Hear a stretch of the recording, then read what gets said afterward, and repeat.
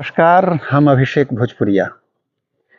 आज हम बात करने आए हैं जनता बाजार ढूंढ स्थान छपरा जिला में जो एक मंदिर है बाबा ढूंढनाथ का, उसके बारे में। बाबा ढूंढनाथ का मंदिर जो है बहुत पौराणिक, ऐतिहासिक, धार्मिक स्थल है और मुझे लगता है कि यह बिहार ही नहीं अपितु देश का ये पहला मंदिर है जिसके भीतर गर्भगृह में 3 फीट का शिवलिंग स्थापित है। इस मंदिर की भव्यता पूरे देश दुनिया में जानी जाती है और उसके लिए इस मंदिर की प्रसिद्धि है। लेकिन वर्तमान समय में मंदिर के ऊपर जिस तरह से अतिक्रमण किया गया है, ये बहुत ही मतलब कहा जाए कि इस मंदिर के लिए बेकार स्थिति है। इसमें चाहे जो लोग भी दोषी हैं, आसपास का मेला परिसर जो क्षेत्र है वो टेंडर होता है, सरकारी टेंडर होता है, तो जो ठेकेदार होते हैं, जाहिर सी बात है अगर टेंडर लिए हैं तो वो दुकानों से ही पैसा कमाएंगे।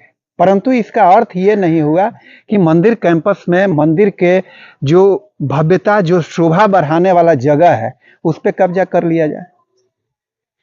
मैं इस वीडियो में को देखने वालों से मैं बताऊंगा, जहां तक भी मेरी आवाज पहुंच रही होगी, आप अगर जनता बाजार ढूंढ स्थान ढूंढनाथ मंदिर में गए होंगे तो आज से 5 साल पहले तक, 3 साल पहले तक मंदिर का मुख्य द्वार जो है उसके दोनों तरफ बहुत अच्छा बरामदा, मंदिर का मुख्य गेट बहुत अच्छा बनावट, 2 ठो विपिन अशोक का पेड़ इस तरह की था, जहाँ पे लोग पूजा अर्चना करने के बाद फोटोग्राफी कराते थे और एक भव्य तस्वीर के साथ अपने आप को रिप्रेजेंट करते थे देश दुनिया के सामने।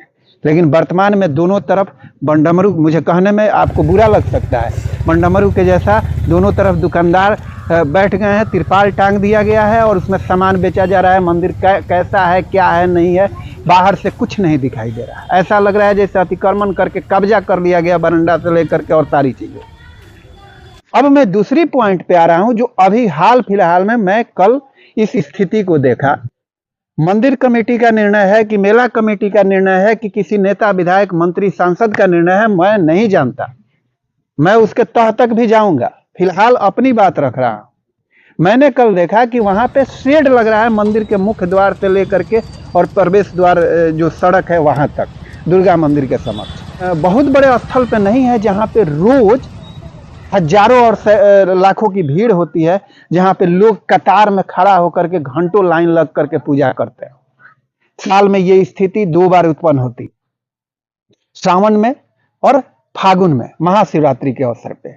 उस समय लोगों की भीड़ होती है जहां लंबी कतार लगती है, परंतु उस 2 महीने के लिए आप मंदिर की भव्यता को नष्ट कर रहे हैं। वहां पे शेड लगाने जा रहे हैं। ये शेड लगा करके आप पूरे मंदिर के जो जीर्णोद्धार हुआ है, जो मंदिर का भव्य लुक है, उसको आप समाप्त कर रहे हैं।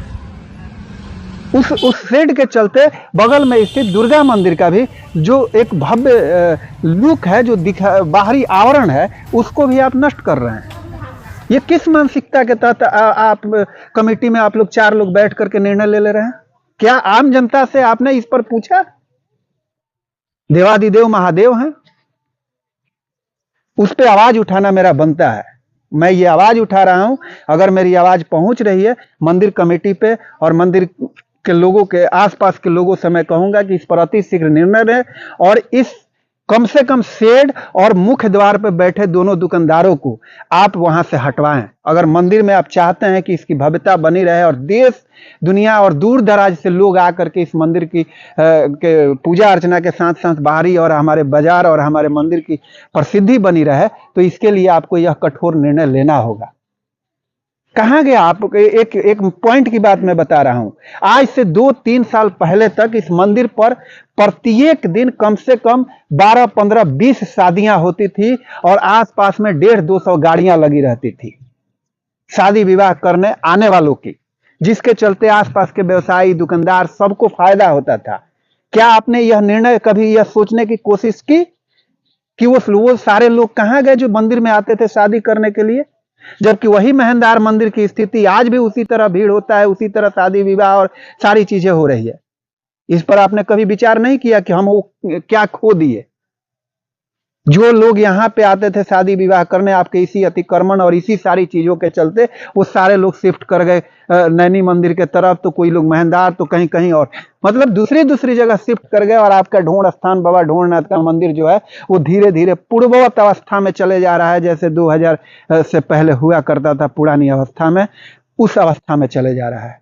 अगर मेरी बातों को आप सीरियस नहीं लेंगे, इसकी खूबसूरती, इसकी भव्यता को अगर आप सीरियस नहीं लेंगे और उस रूप में इसके जीर्णोद्धार और यहाँ पे आसपास का वातावरण नहीं बनाएंगे भक्तिमय और साफ सुथरा और पर्यटन स्थल के दृष्टि से, तो वो दिन दूर नहीं कि सिर्फ इस मंदिर में पंडित पुजारी और यहाँ के आसपास के लोग आकर के हर हर महादेव करके चले जाएंगे। और सावन और फागुन के महाशिवरात्रि पर ही लोग आसपास के आकर के जल ढार कर चले जाएंगे। और यह पर्यटन स्थल की जो मांग हमारी उठ रही है, वो मांग शिथिल की शिथिल रह जाएगी।